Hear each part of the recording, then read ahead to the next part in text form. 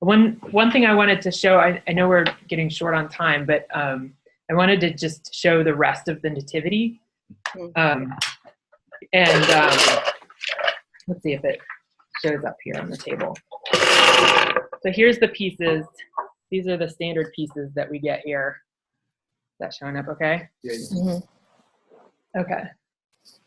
So we've got baby Jesus, and then we've got all the like happy animals that are there. Those are obligatory.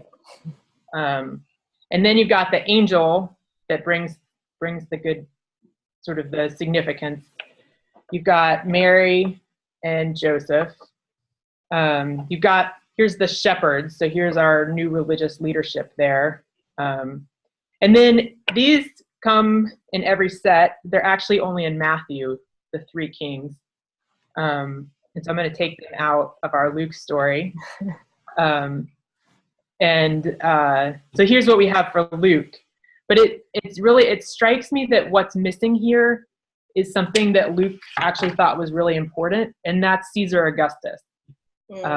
And the taxation, and King Herod, King Herod plays actually, if we were reading Matthew, where King Herod slaughters all the innocents, a really important role in this story. And yet it's not something that we really think about when we talk about the Christmas story, that we sort of limit it down to these characters. And it strikes me that it's a little bit like a movie without its bad guy.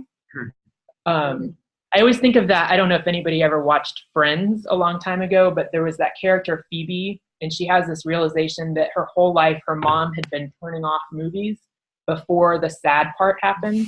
So like they cut off Old Yeller before they shot the dog, and like there were other examples like that. And I feel like, sorry, spoiler alert, but I feel like that a little bit our Christmas story is this way, that we've left only the protagonist, and we actually we read the whole story in church, but really what you walk away with is this cast. But this cast actually doesn't really make sense without Caesar Augustus and without King Herod. And that Jesus' ministry, the same way, doesn't actually make sense without Caesar and without King Herod.